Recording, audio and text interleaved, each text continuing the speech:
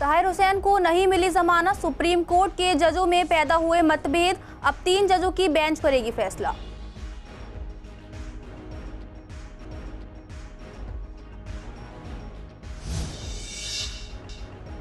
Gokulpuri police ने 4 लुटेरों को किया गिरफ्तार, आरोपी के कब्जे से ई-रिक्शा, मोटरसाइकिल, 2 चाकू हुए बरामद। पुलिस लूटा हुआ मोबाइल फोन ढूंढने का कर रही है प्रयास, मामले में आगे की जांच जारी। पूर्वी दिल्ली में प्रचार के तरीकों में बदलाव, 1-2 जगह पर दिख रहे हैं पार्टी के झंडे, घर के बाहर राजनीतिक झंडे और पोस्टर का अभाव।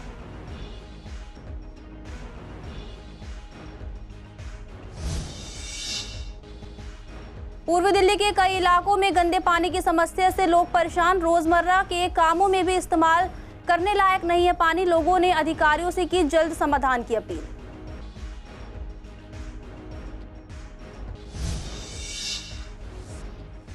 ट्रैफिक नियमों का उल्लंघन रोकने के लिए लगेंगे नए कैमरे, दिल्ली पुलिस को ट्रैफिक जागरूकता अभियान चलाने की सलाह, जनता ट्रैफिक नियमों का नहीं करती पालन।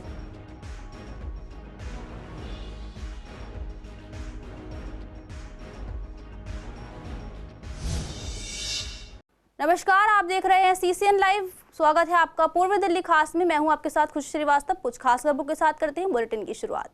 दिल्ली में 2020 में हुए दंगे के आरोपी और विधानसभा चुनाव में AIMIM कैंडिडेट ताहिर हुसैन को सुप्रीम कोर्ट से राहत नहीं मिली है।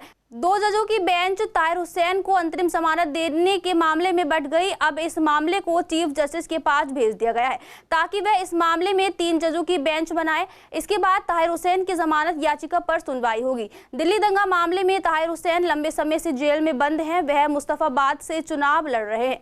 चुनाव प्रचार करने के लिए अंतरिम जमानत देने की मांग सुप्रीम कोर्ट में की थी। 2 जजों की बेंच ने ताहिर हुसैन की याचिका पर विभाजित फैसला सुनाया है। बुधवार को ताहिर हुसैन की याचिका पर जस्टिस असाउद्दीन अमानुल्लाह और जस्टिस पंकज मित्तल की पीठ ने सुनवाई की थी।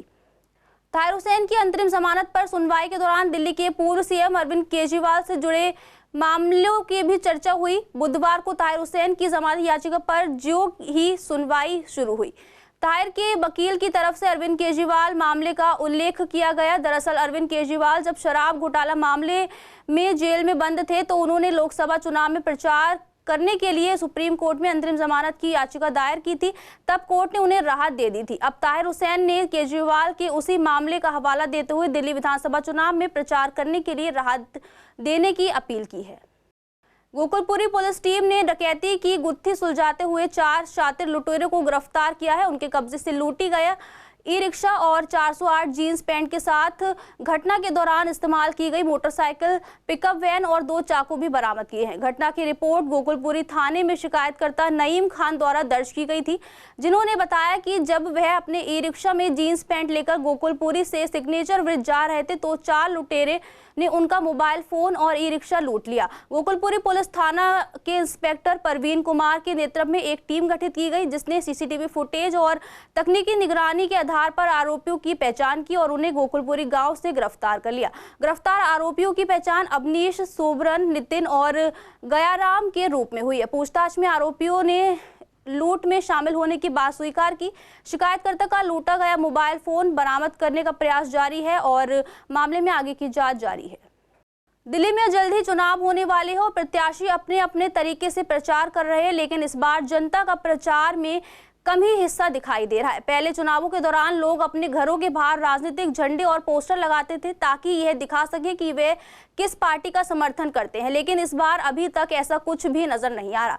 इक्का दुक्का जगहों पर पार्टी के झंडे दिख रहे हैं, लेकिन ज्यादातर गलियां सूनी पड़ी हैं। खासतौर पर पूर्वी दिल्ली के विश्वास नगर और शादरा की गलियों में पार्टी द्वारा लगाए गए छोटे स्टिकर दीवारों पर जरूर दिखाई दे रहे हैं, लेकिन घरों के बाहर झंडे या पोस्टर नहीं लगे हैं। स्थानीय निवासियों का कहना है कि अब वे किसी भी प्रकार के प्रचार में शामिल नहीं होते। उनका कहना है कि वे शांतिपूर्वक अपना वोट तय करते हैं, लेकिन ये नहीं दिखाना चाहते कि वे किस पार्टी के समर्थक हैं। देखिए, आज की जो लोकतंत्र का जो महापर्व चल रहा है, इस महापर्व में जिस तरह से उत्साह और झंडे पताके होना चाहिए, उस टाइम मैम नहीं लग रहा है कि इस टाइम खुशियों का त्यौहार लगा चल रहा है। इस टाइम ऐसा लग रहा है कि सुनसान की तरह बाजार चल रहा है।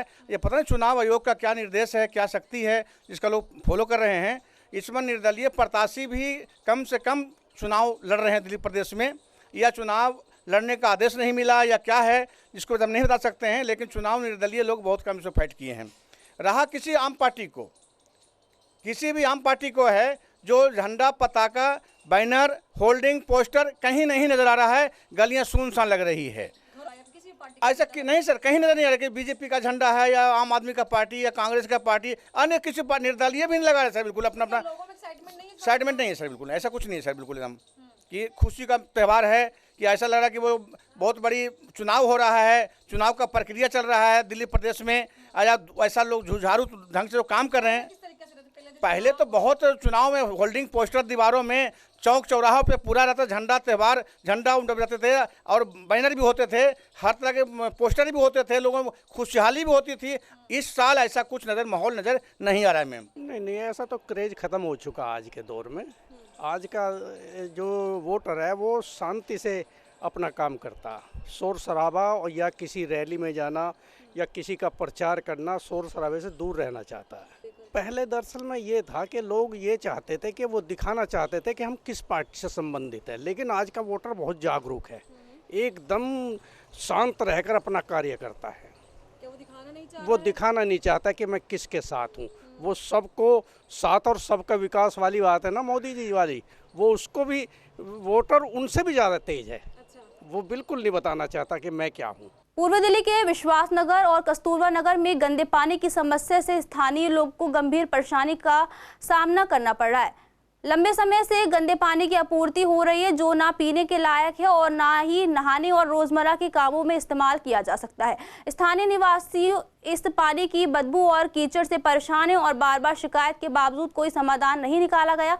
इस समस्या के कारण लोग पीने का पानी खरीदने के लिए मजबूर हैं, जो उनकी रोजमर्रा की जिंदगी में ज्यादा खर्च और परेशानी का कारण बन रहा है। स्थानीय लोग अधिकारी से जल्द इस समस्या का समाधान करने की अपील कर रहे हैं। पानी का समस्या तो चाहे गर्मी तो खैर त्राही त्राही हो गया, लेकिन सर्दी में भी लोग जूझ रहे हैं पानी से। पानी इनकी थोड़ा बहुत आता भी है तो बहुत गंदा पानी आता है, पीने लायक आता ही नहीं है। तो ये तो एक समझो कि जूझने की बात आ गई, पानी है ही नहीं है। उसके बाद पानी विश्वास नगर में तो समझो कहीं है ही नहीं है। अच्छा। कहीं नहीं है। अब विश्वास नगर में पानी रही तो ये ओम प्रकाश शर्मा जी के द्वारा जो न्यू संजमर कॉलोनी की बात रही तो जगह जगह उन्होंने पीने की पानी तक के मतलब उन्होंने देने के काम किए हैं और पीने की पानी ही निकल के आया है समरसीबल जो उन्होंने करवाए हैं। अच्छा, समरसीबल लगवा दिए इन्होंने। मैडम, दिल्ली के लोगों को पानी की समस्या तो जूझ रहा आज ये केजरीवाल के चक्कर में। दिल्ली को इतना करप्ट मुख्यमंत्री, धोखेबाज, फ्रॉड, चालबाज, झांसेबाज, नौटंकीबाज, ये सारे दिल्ली के मुख्यमंत्री के नाम सब सूट करते हैं। गिरगिट को बैठा लो, उसको बैठा लो, सब सारा रंग भैया बदलेगा। पानी बिल्कुल बेकार आ रहा है, पूरी दिल्ली का बेहाल है। पानी के लिए कोई, मैं कहूँ दिल्ली सरकार कुछ काम नहीं कर रही पिछले 10 सालों से। कैसा पानी आ रहा है? आता है या आता ही नहीं पानी? अरे पानी आएगा तो बिल्कुल गंदा आएगा, पैसा तो आते नहीं। अगर आ गया तो जैसे वो होता ना तुम्हारा सीवर का पानी, इस हिसाब से। दिल्ली में बढ़ती गाड़ियों की संख्या और लगातार बढ़ती ट्रैफिक नियमों के उल्लंघन के मामले के मद्देनजर ट्रैफिक पुलिस अब 300 नए कैमरे लगाने की योजना बना रही है। जब हमने इस विषय पर जनता से बात की तो कुछ लोगों का कहना था कि पहले भी कैमरे लगाए गए थे, लेकिन जनता में नियमों का पालन करने में उतनी जागरूकता नहीं दिखाई देती थी। उनका मानना था कि यदि लोग नियमों का पालन करते तो रोजाना इतने चालान और ओवर स्पीडिंग के हादसे नहीं होते। वहीं काफी लोग मानते हैं कि कैमरे जितने ज़्यादा हो उतना ही बेहतर है, क्योंकि इससे लोगों के मन में डर रहेगा और वे ज़्यादा नियमों का पालन करेंगे। साथ ही ट्रैफिक और दिल्ली पुलिस को जनता को जागरूक करने के लिए अभियान चलाना चाहिए। देखो, मैं एक बात कहना चाहूँगा, ट्रैफिक पुलिस और दिल्ली पुलिस जो है समय समय पर जनता के लिए कुछ ना कुछ सुविधाएं देती रहती है और जनता भी उसका स्वागत करती है। तो जो कैमरे वो बढ़ाने की बात कर रहे हैं ट्रैफिक पुलिस व दिल्ली पुलिस, इससे बड़ा लगाम भी लगेगा। और दूसरी बात, जो सुरक्षा के माध्यम से भी इससे बहुत बढ़ोतरी आएगी। जैसे जो क्राइम करके भाग जाते हैं या जो क्या नाम गाड़ियाँ चोरी करके भाग जाते हैं या जो गाड़ी चोरियों की लेके जाते हैं, इस पर एक पर्सनल वो मैटर बन जाएगा कि ट्रैफिक के नियमों को देखते हुए किस रूट से क्राइम करके गया है। तो इसका हम स्वागत करते हैं, बहुत बहुत स्वागत करते हैं। पहली बात तो इस स्कीम का बहुत फ़ायदा क्या स्वागत में फ़ायदा क्या, एक तो इस मोहल्ले में बहुत चोर है, दूसरी बात ट्रैफिक का एक्सीडेंट होते रहते हैं, सब कैमरे में आएगा। हमें खुशी है कि जगह जगह कैमरा लगाओ और पुलिस का बोझ भी लगाओ। उनको फाइन करो, उनको आप जुर्माना करो, वहाँ से डबल जुर्माना करो आप। कैमरे लगे हुए उनसे फायदा मिलता है? नहीं, अभी कुछ नहीं, कोई नहीं मिलता, बहुत दूर है, पता नहीं लगता। जी बिल्कुल करेंगे और हो भी रहे हैं पालन, ऐसी बात नहीं है। जैसे कि ये चोरी चकारी, इससे अपराध कम होंगे और जो चोरी चकारी हो रही है उससे थोड़ा सा और निर्बाधन होगा। ये चालान वगैरह ये उससे हो रहे हैं ना, इससे रुकावट बहुत आएगी। और जो ये चोरी वोरी की वजह से इससे भी रुकावट बहुत है। जी बहुत पालन हो रहा है, बहुत अच्छे वो है। और हम तो कह रहे हैं कि और लगने चाहिए कैमरे, और बढ़ने चाहिए। और बीच बीच में दिल्ली पुलिस को मीटिंग करनी चाहिए और क्या नाम लेकर कैमरे और बढ़ के और ज़्यादा लगने चाहिए। ओवरटेक में क्या है, आदमी की जान भी जा सकती है। साइकिल पे तो हेलमेट होता नहीं है और सिंपल हमारी साइकिल है। और रेंजर साइकिल क्यों लें हम? एक्चुअली ये जो गाड़ियाँ चला रहे हैं ना, वो कम उम्र के बच्चे, बुजुर्ग उनको दे देते हैं और वो अपना जो है ना, वो हेलमेट भी नहीं लेते। अपना हेलमेट हाथों में टंगा हुआ है, गले में मफलर डला हुआ है और वो मफलर कहीं भी हिल जाता है। मेरी साइकिल में कई बार हिल जाए। बिल्कुल करेंगे, क्यों नहीं करेंगे? क्योंकि वो कैमरे में आएंगे, एकदम फोकस में रहेंगे। वो क्या है, हम साइकिल सेफ चलाना चाह रहे हैं, लोग बाग ओवरटेक कर रहे हैं, हमारी साइकिल को पीछे छोड़ रहे हैं। दिल्ली में चुनाव की तारीख नजदीक है और सभी पार्टियों के स्टार प्रचारक प्रचार के लिए मैदान में आ रहे हैं। आज पूर्वी दिल्ली के कृष्णनगर विधानसभा में बिहार के सांसद पप्पू यादव कांग्रेस प्रत्याशी गुरचरण सिंह राजू के प्रचार के लिए आए। उन्होंने गीता कॉलोनी सफेदा झुग्गी में कांग्रेस प्रत्याशी गुरचरण सिंह राजू के साथ प्रचार किया और साथ ही आम आदमी पार्टी और बीजेपी पर सवाल उठाते हुए उन्होंने कहा कि पूर्वांचल केवल कांग्रेस के साथ है। उन्होंने अपील की कि चुनाव में किसी के बातों और पैसों में मत आ जाना। उन्होंने ये भी कहा कि बिहार में तुम्हारा भाई पप्पू यादव और दिल्ली में गुरचरण सिंह राजू ही पूर्वांचलों के साथ है। गुरचरण सिंह राजू से बात करते हुए उन्होंने बताया कि दिल्ली में चुनाव का अलग ही माहौल है। यमुना पार की कृष्णनगर विधानसभा के पूर्वांचली कांग्रेस के साथ है। साथ ही उन्होंने हाथ बदले का हालात का नारा भी लगाया। आप हमको एक बात बताइए कि भैया क्या हाल हुआ 3 बार के मुख्यमंत्री में? क्या हुआ जमुना, क्या हुआ रेरी ठेरी, क्या हुआ घाट, क्या हुआ झुग्गी झोपड़ी, क्या हुआ झुग्गी झोपड़ी की सड़कें, क्या हुआ साफ पानी, क्या हुआ 200 यूनिट बिजली, 201 हुआ ट्रिपल ले लो, 202 हुआ ट्रिपल ले लो, क्या हुआ भ्रष्टाचार मुक्त, क्या हुआ राशन कार्ड। नरेंद्र मोदी जी दोनों एक ही थाली के चट्टे बट्टे, दोनों मिल लिए, दोनों एक हो गए और एक होकर के कांग्रेस के विकास के को इन्होंने बदनाम किया। जो शीला दीक्षित ने जो विकास किया, कांग्रेस ने जो विकास किया, और आज राहुल गांधी जी जो एक आवाज है किसानों के, बेरोजगारों के, युवाओं को लेकर, जाति जनगणना को लेकर, आरक्षण जो खत्म किया जा रहा है उसको लेकर, नफरत के खिलाफ, इस देश को रियल में दिल्ली को दिलवाला बनाने के लिए, मोहब्बत के लिए, तो लोग आज याद कर रहे हैं कांग्रेस के किए विकासों को।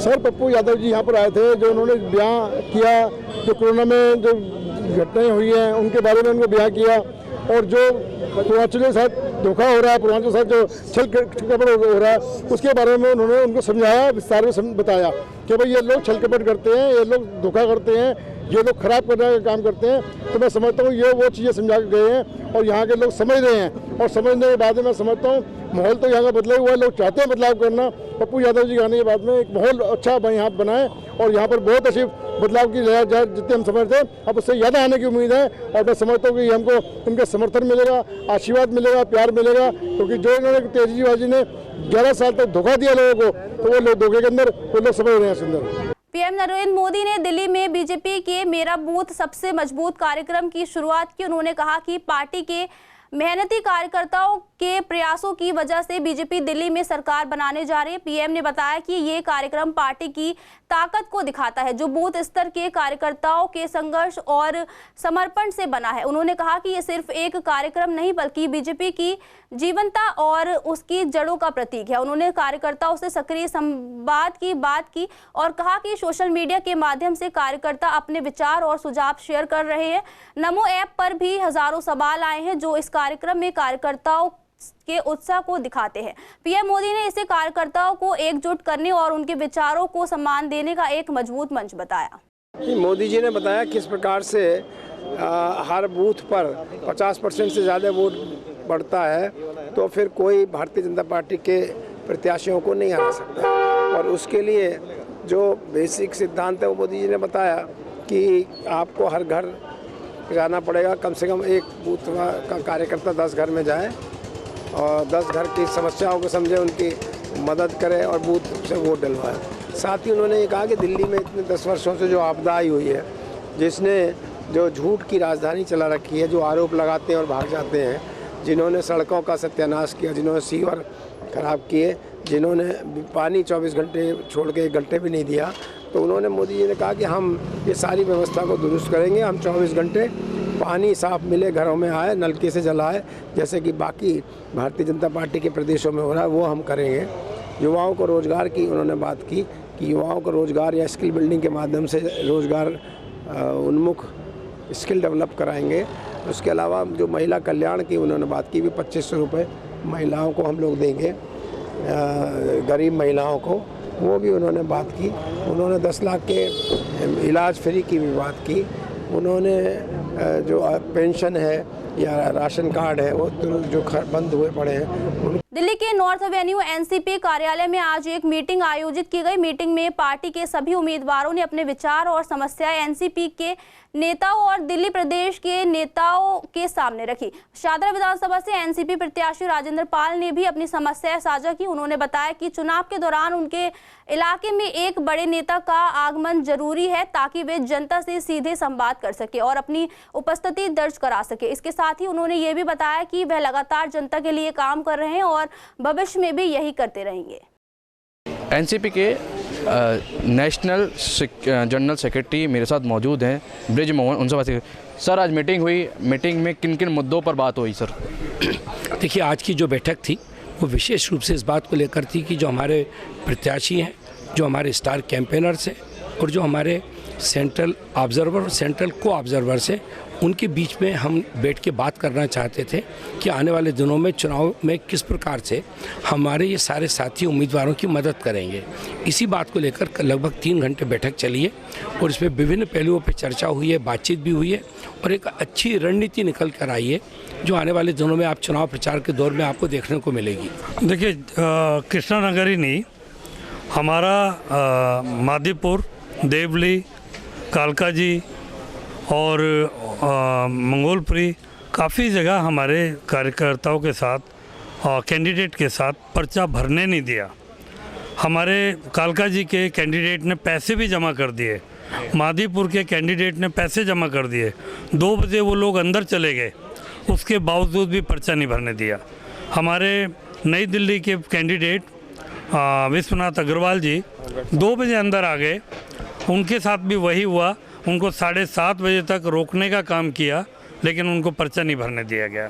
तो मैं समझता हूँ ये बहुत बड़ी साजिश है। पार्टी से हमें भरपूर सहयोग मिल रहा है। हमारे अध्यक्ष वीरेंद्र सिंह जी ने आज यहाँ ये राष्ट्रीय नेतृत्व के साथ मीटिंग बुलाई और हमारे को जितने भी यहाँ हमारे प्रत्याशी लड़ने वाले हैं और ख़ासतौर से मुझे भी इतना बल मिला है। उन्होंने समझाया सब लोगों ने कि आपने किस तरीके से चुनाव में जाना है और मजबूत करना। और हमारे जो नेशनल स्टार प्रचारक हैं, जो पार्टी के पदाधिकारी हैं, सभी लोग विधानसभा क्षेत्र में आएंगे और पार्टी की कमान संभालेंगे और मेरे को चुनाव जितवाने में मदद करेंगे। चुनाव लड़ते समय हमें कोई समस्या नहीं है। हमारे अध्यक्ष जी वीरेंद्र सिंह जी भी और हमारा नेतृत्व सब बहुत मजबूत है और मैं पेशे से वकील हूँ। 30 साल मेरे को प्रैक्टिस करते हो गए। हम कोई किसी तरह की चीज़ को समस्या नहीं मानते। हम जनता के बीच जा रहे हैं, जनता के मुद्दे उठा रहे हैं और जनता के विकास के लिए कार्य करेंगे, क्षेत्र के लिए काम करेंगे। इस तरीके से आपने देखा कि शाहदरा विधानसभा के जो प्रत्याशी हैं राजेंद्र पाल लोगों के बीच जाते रहे हैं और उनका कहना है कि अगर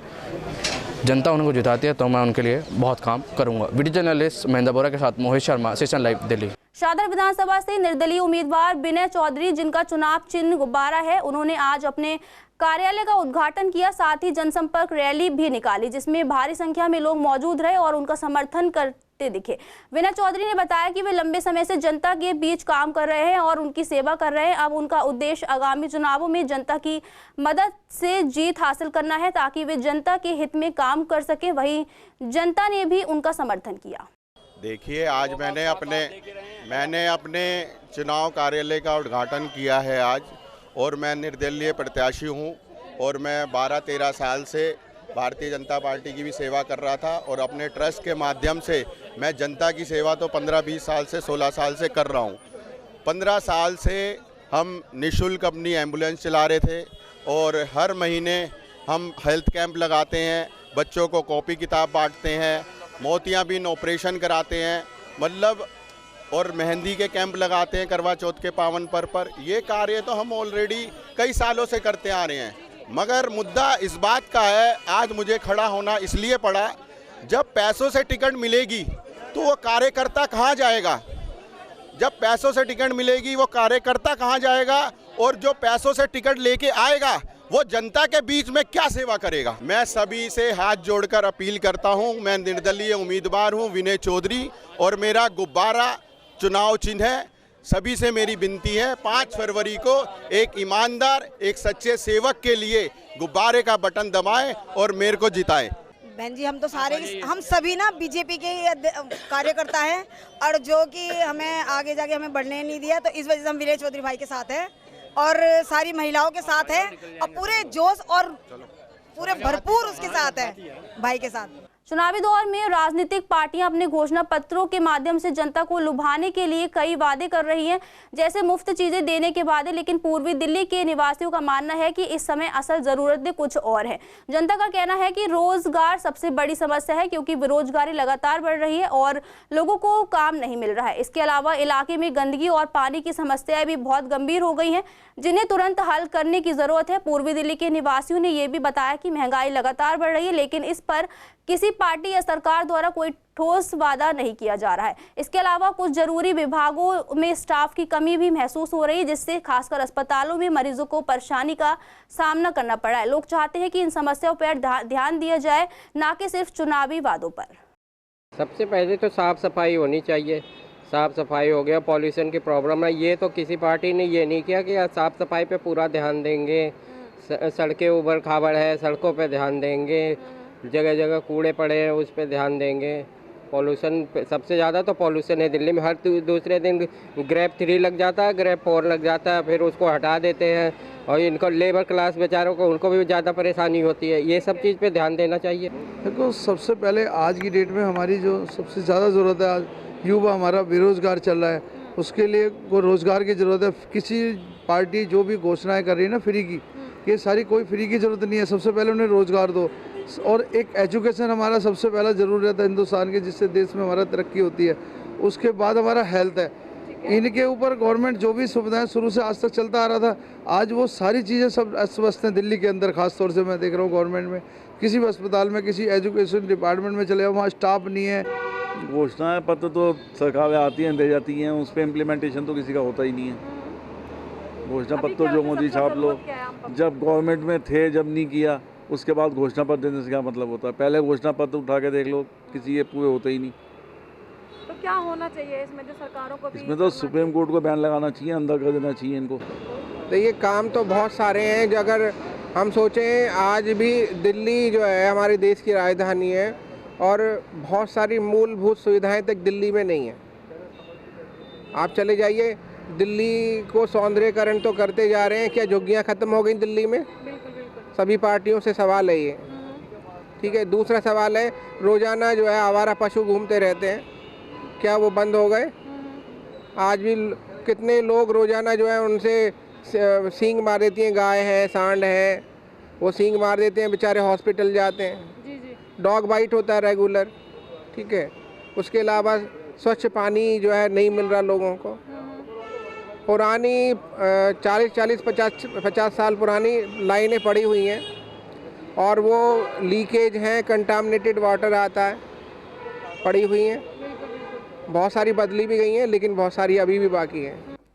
जनता के हित के लिए जनता की ज़रूरतों को पूरी करते रहें, बस यही जनता का हित है। क्योंकि जो इनकम टैक्स दे रहा है, जो टैक्स दे रहा है, टैक्स पेयर को उतनी फ़ायदा नहीं हो पा रहे। बाकी पब्लिक को जहाँ पे लोग आके बस रहे हैं उनको जगह मिल रहा है, उनको राशन दिया जा रहा है, उनको हर चीज़ें बांटी जा रही है। उनके जगह पे इनको टैक्स पेयर को भी ध्यान देना चाहिए और जनता के हित को देखना चाहिए कि कम से कम मूलभूत सुविधाएं जो है वो टाइम से मिलता रहे और ठीक मिलता रहे। जैसे कि पानी हो गया, बिजली हो गया, सड़क हो गया, ये सब साफ़ सफाई है, ये सब चीज़ें समय से मिलना चाहिए और ठीक मिलना चाहिए। अब घोषणा पत्र आने से विश्वास अब क्या करे। केजरीवाल ने बहुत घोषणा पत्र पहले निकाले थे, कोई पूरे हुए नहीं। अब बीजेपी थोड़े थोड़े कर रही है, पूरे कर रही है। कांग्रेस ने भी घोषणा पत्र निकाले हैं, अब करेंगे नहीं करेंगे वो तो बाद में जीतने के बाद ही पता लगेगा। नहीं हुआ। वो पंजाब में देख लो, कहाँ देख लो, और कई जगह नहीं हुआ। और दूसरा है कि ये सब फ्री में बांटने से लोग बेरोजगार होते हैं उल्टे। आप पार्टी का दिल्ली में 10 साल से राज है और ये घोषणा पत्र में लोगों को जो सुविधाएं देने का करने का ये भी केजरीवाल ने ही शुरू किया था। लेकिन केजरीवाल जी ने जितने लोगों ने घोषणा की वो उस पर पूरे नहीं उतरे। लोगों को बहुत अब समझ में आ गया है कि केजरीवाल जी जो बात कह रहे हैं वो पूरा नहीं करते हैं। उन पे इसमें लोगों का विश्वास खत्म हो गया है। दूसरी पार्टियों ने भी इसी देखो देख कर दिया है, जैसे बीजेपी ने भी इस बार निकाला है और कांग्रेस पार्टी ने, सभी ने ये निकालना शुरू कर दिया है। लेकिन क्योंकि आप पार्टी का तो हमारे सामने है कि इन्होंने 10 साल से हमें लालच दे करके ऐसे घोषणाएं करके कि हम ये सुविधाएं देंगे और वो नहीं दी। ये घोषणाएं हैं, बाकी आगे क्या होगा उसका तो सरकार ही जानती है। ये जो घोषणाएं होती है ना, उसकी गारंटी इन्होंने किसी ने किस तरह से बजट आएगा, क्या होगा क्या नहीं होगा, वो कुछ बताया नहीं है। वो होगा क्या वो तो वो जाने। जैसे कि 2100 रुपया महिला को दे रहे हैं, 2500, कोई 2500 दे रहा है, कोई 2100 दे रहा है। ठीक है ना जी। बिजली पानी पहले ही फ्री चल रहा है। गवर्नमेंट कहाँ से करेगी, फिर लोगों को टैक्स बढ़ेंगे, लोगों के ऊपर बोझ पड़ेगा, है जी। घोषणा पत्र तो कभी होनी नहीं चाहिए। वो होनी चाहिए जो देश के बारे में क्या कहते हैं। फ्री की रेवड़ी तो बांटनी ही नहीं चाहिए किसी को भी। नहीं तो लोग आजकल क्या है कि सब निष्क्रिय हो गए, काम करने की इच्छा नहीं होती उनकी, जितना उनको कमाना होता वो नहीं कमा पाते।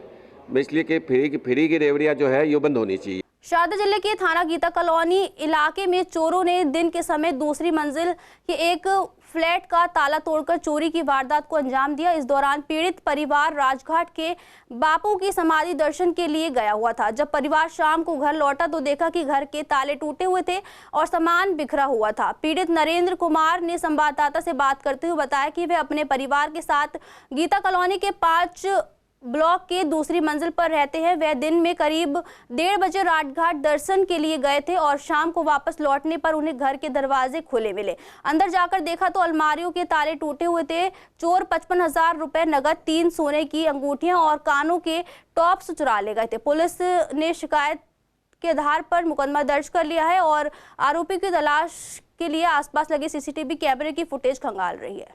पूर्वी दिल्ली की मंडावली पुलिस ने 2 किशोरों को गिरफ्तार किया है और उनकी निशानदेही पर एक चोरी की स्कूटी बरामद की है। बता दें, एसआई नवदीप और हेड कांस्टेबल दीपक पुलिस स्टेशन मंडावली इलाके में गश्त कर रहे थे। गश्त के दौरान संदिग्ध किशोरों को सद्भावना अपार्टमेंट मंडावली में स्कूटी स्टार्ट करने की कोशिश करते देखा। पुलिस को देखकर दोनों भागने लगे, लेकिन पुलिस टीम ने उनका पीछा किया और उन्हें पकड़ लिया। पूछताछ के दौरान दोनों किशोर स्कूटी के बारे में जवाब नहीं दे पाए। स्कूटी की जांच करने पर पता चला कि ये स्कूटी लक्ष्मीनगर थाना क्षेत्र से चुराई गई थी। पुलिस ने दोनों किशोरों को गिरफ्तार कर लिया है और उनके खिलाफ मामला दर्ज कर लिया। गिरफ्तार किए गए किशोरों की पहचान मंडावली निवासी 15 साल के लड़के के रूप में हुई है, जो कूड़े बीनने का काम करते हैं। चोरी की स्कूटी के साथ दोनों आरोपियों को गिरफ्तार कर लिया गया और आगे की जांच जारी है। फिलहाल आज के लिए पूर्वी दिल्ली खास में इतना ही। देखते रहिए CCN लाइव।